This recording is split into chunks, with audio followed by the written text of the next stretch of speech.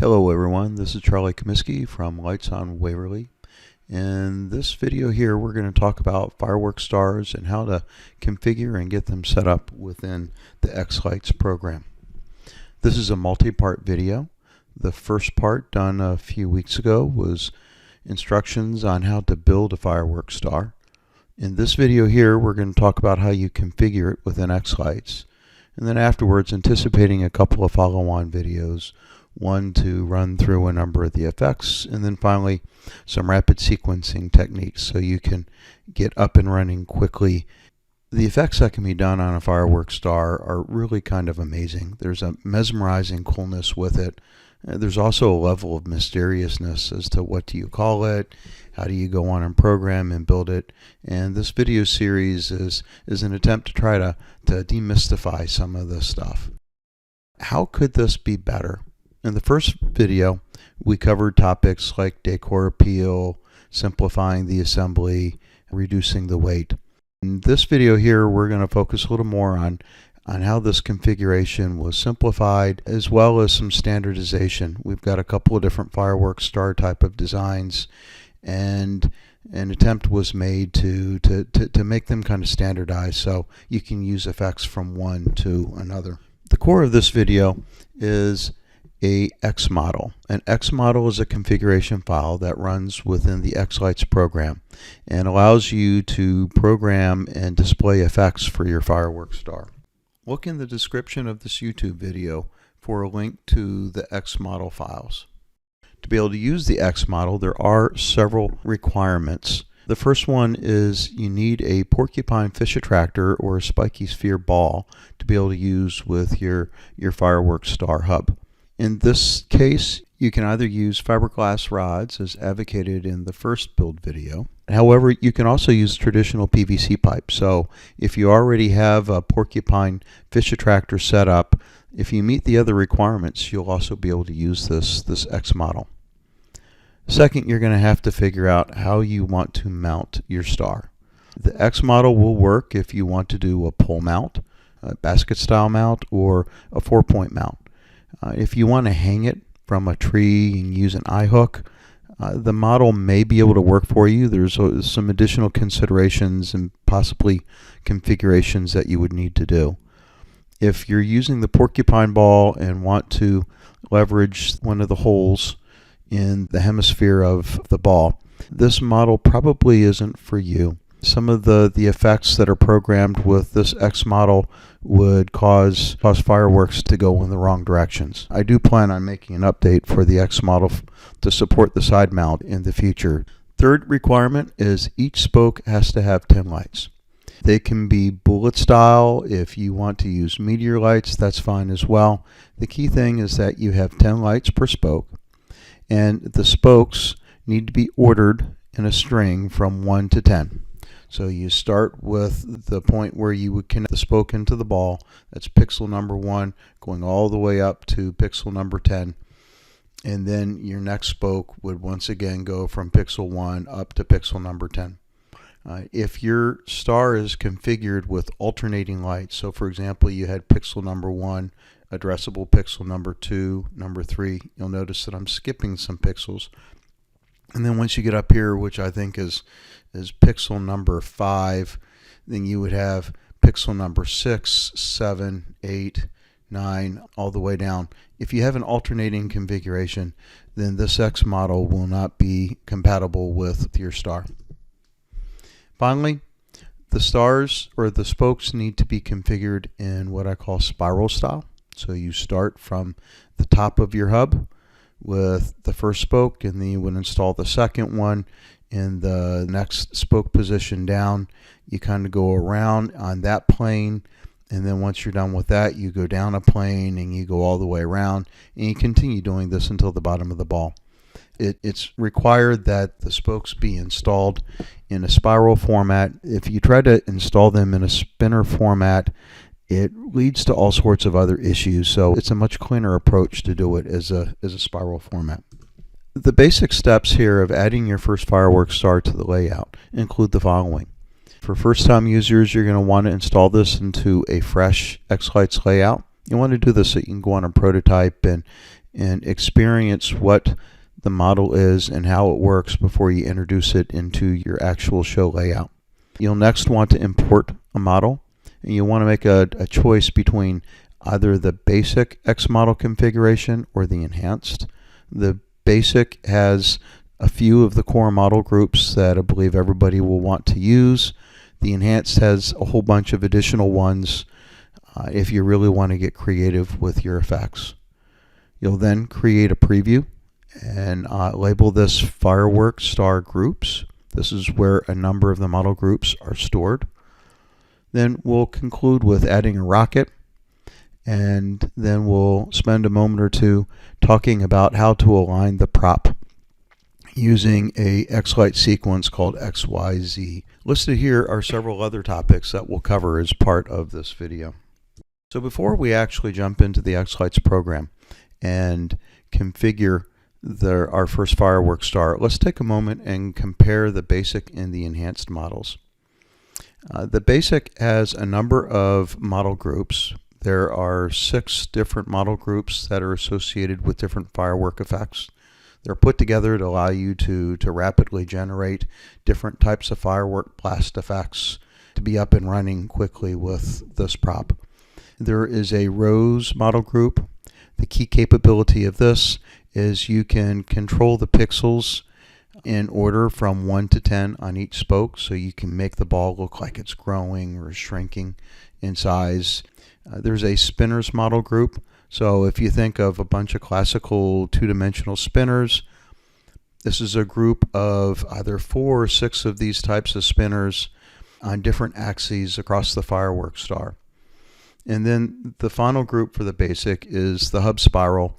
Hub spiral is a model group that allows you to do effects that start from the top and work their way all the way down. And they match how you install the spokes within the firework star. It allows you to do some pretty cool orbit-like effects. There's also an enhanced model group, and it includes all the model groups described in the basic, but it's got a few others if you really want to get creative. There is a ribs model group that is basically a hemisphere of vertical spokes, and you can run them kind of around in circles. A rib tilt is it's a rib at a 45-degree angle. There are a set of spinner model groups offered in the enhanced package. It includes reverse, tilts, tipples, and topples. It basically allows you to do other types of effects with spinners against the firework star prop. There's a hub spinner, which is yet another spinner model. This one is set up where you can do a bunch of 2D spinners and they're all connected together, so you can make a spinning spinner. And then finally there is a planes model group, which allows you to run the spokes ordered from top to bottom. It allows you to do interesting effects like making it look like something is taking flight. Let's configure a few stars within XLites. Here we are in XLites, currently running the most recent version 2022-05. And the first thing we're going to do here is we're going to create a special layout for this. What we'll do here is we will go and we're going to create a directory called mashup.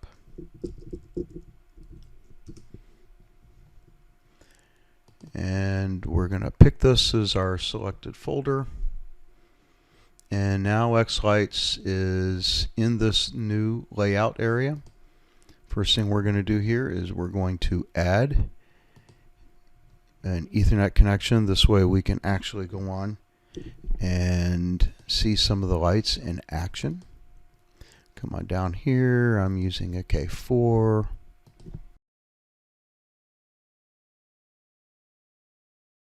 Okay, we've now initiated our new environment. In our next step here, we're going to add the first firework star to the layout. When you do this, I recommend using the default 3D view. When you put your firework stars in 3D mode, you've got a better opportunity to really see how it looks. XLites does a really nice job of allowing you to see multiple different angles. It's not a requirement to use the actual firework star in 3D mode when you start using this in your show layout. It's just recommended to be able to play with it, prototype it in the 3D, and then once you're happy with your results, you can put it into your standard 2D show layout and run with it like that. We're going to import effect. We're going to put it here, and it's going to ask for a model group. In this case, we're going to go to Firework Star, and for the 26 point, which is based on the porcupine fish attractor, we're going to pick the basic model in this case. And it created it. We're going to next go on and create our rocket effect.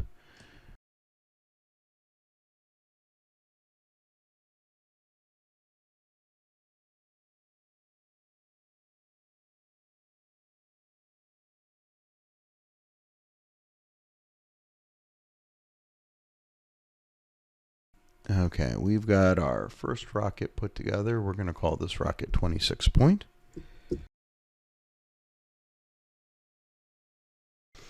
Okay, at this point we're also going to add the 32 point spiky sphere.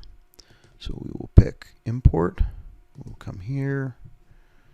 It's going to ask us for the model. In this case, we're going to pick the enhanced model.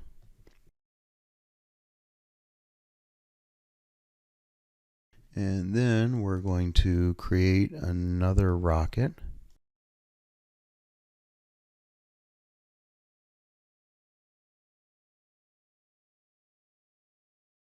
We're going to call this rocket 32 point. We're going to save our models. Okay, now that we have saved our models, let's have a quick look around. So we're in the default preview, and we can see the two firework stars that we added to the model, as well as the two rockets. If you expand either of the models, you will see a ton of different submodel groups. I took the time to define a bunch of different submodels that you'll be able to add effects to. The submodels closely map each other between the 26 point, the 32 point, so there is a lot of commonality in them. Okay, let's take a moment now to look in the All Models preview. These are the model groups that are described as part of the basic and enhanced X models. When we go to the All Models preview, we can see the model groups created by the X model. The model groups are folders grouping related submodels. When sequencing, it's easier to work with the model groups rather than the long list of submodels off the prop itself. If we expand the rows model group, we can see the 10 submodels for each of the rows. If we expand the spinner submodel, we can see a variety of spinners that are grouped under this model group. What we're going to do here is we're going to create a new preview, and we're going to call this preview Firework Star Groups. Okay, now that we have that, so we see we have a whole bunch of model groups. They are all configured to, by default, go into a preview area called Firework Star Groups. And we can see all of them here. So for the 26 point, we picked the basic package, and it includes a number of firework type of effect groups. We've got burst A, B, C, D, burst full and top. You've got the hub spiral, rows, and spinners.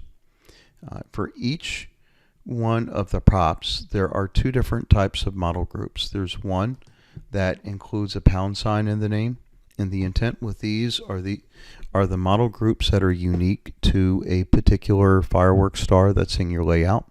And what you can do is you can replace the pound with the number of your prop. So if you're going to run 3 of these firework 26 point firework stars, you can label the first one 1, the second one 2, and so on.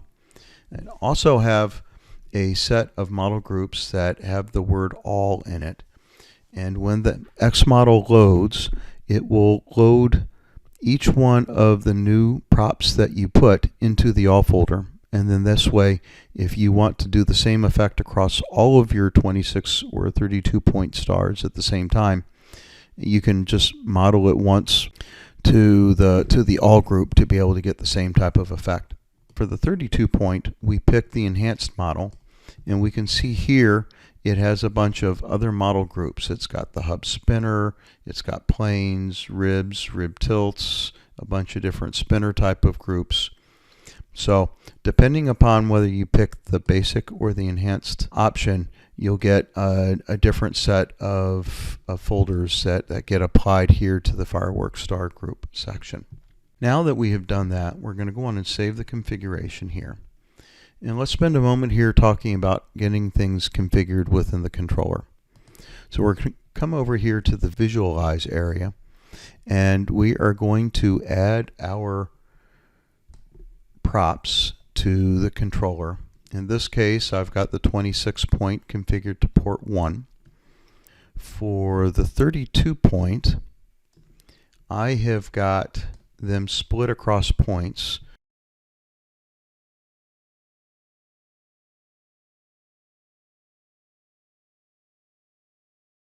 Okay, now that we have done that, we can go on and upload the output. When we come down here, we can see that the output upload is now complete. Let's take a moment and see what things look like at the controller level. So we'll open up the controller and go to the channel outputs. And we can see here we have got the 26 point, we've got the 32 point. The thing to note here is everything is in a nice consecutive order. Now, if we take a look at a comparison with the spokes wired physically in a spinner format, you can see I had to create a whole bunch of individual spoke channels, and things bounced around a whole bunch. It was really kind of messy. So we now have our first configuration set up. Let's come on over here to the sequencer. One of the final steps that you'll want to do with your prop is to calibrate it to make sure that it is aimed in the same direction that you intend, both within your virtual layout within XLites as well as your physical layout. So what we're going to do is we're going to open up a sequence that is called XYZ. So we'll come over here to the layouts, we'll go to the Firework star prop. We're going to pick the XYZ for the 26 point first. And now that that is done, we are going to go on and render, make sure that's done.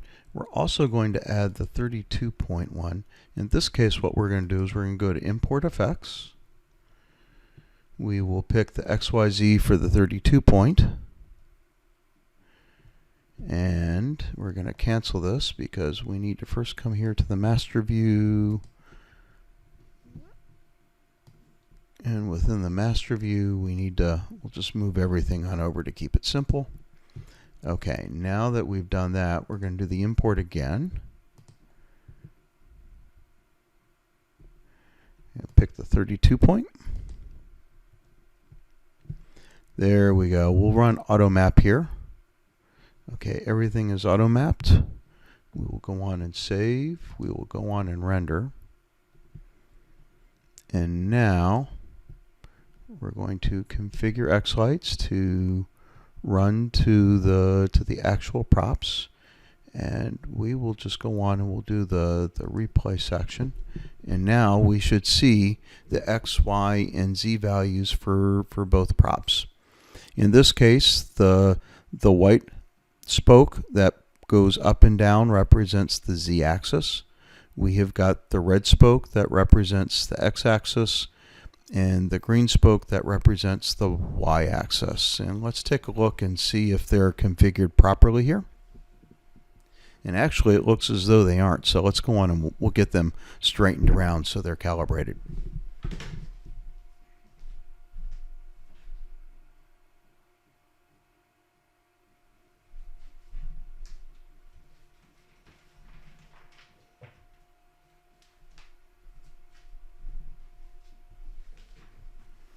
Okay, there we go. So we have them calibrated. I expect that this is something you're going to want to do within your layout every time you set up your show.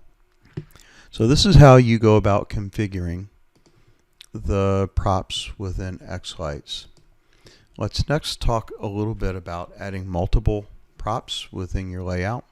After you create your first star, and before you create your second one, you're going to want to go on in, update the prop number.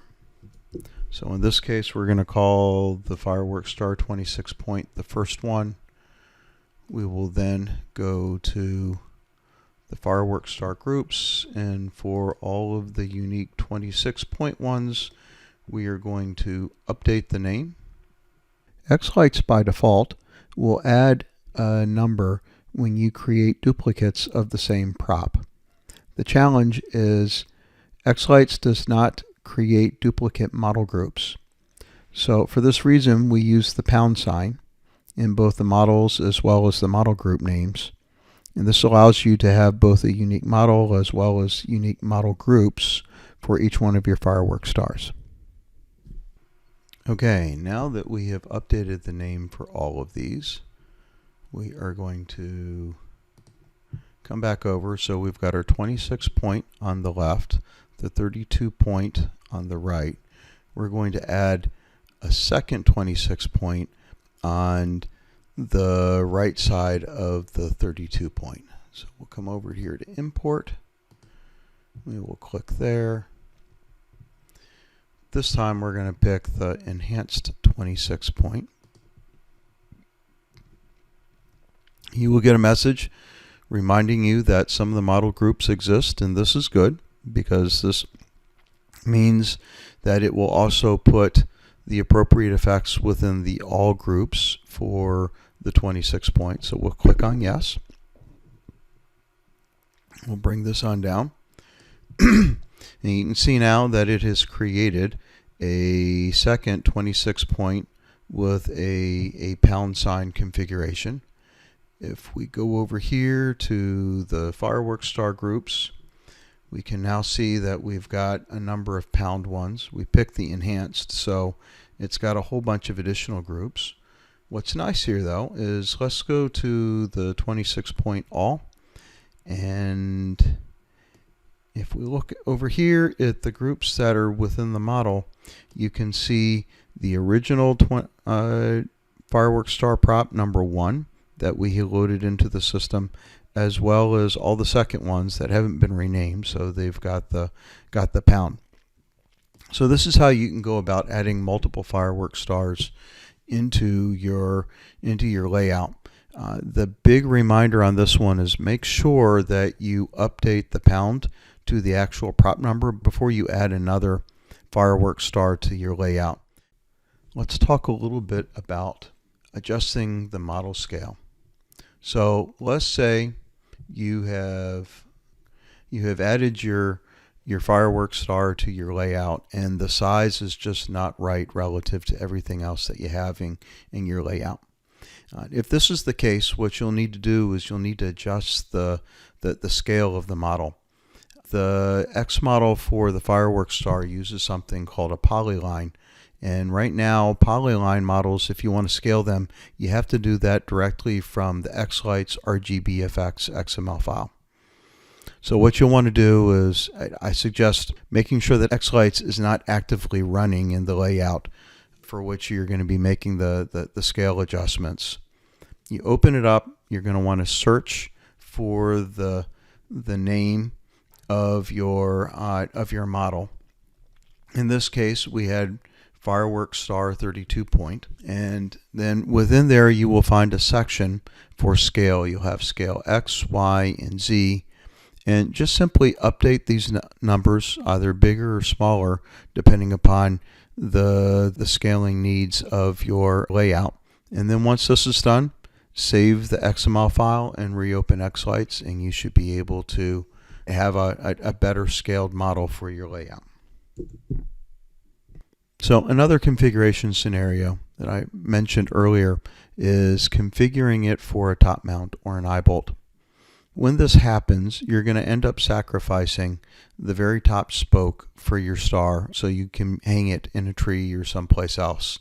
When you do that, you can't just ignore that top spoke's worth of pixels. the XLite's model assumes that it is there. So you've got a couple of options. The first option is take 10 pixels and put them in a box and plug them in at the start of the string. What's really nice about this is it's easy to do, albeit it sounds a little outrageous, and you will need a box, but it's a very simple, practical way of keeping those strings virtually within the Firework star without necessarily having them on your prop. A second option is to attach the top spoke's pixels to the string or the wire connected to the eye-bolt. Like option 1, this is also easy to do. A weakness with this is it may lead to a more complex setup or takedown. The third option is you can configure shadow models within XLites and programmatically remove them from the actual prop while allowing XLites to still think that they're there within the particular shadow model.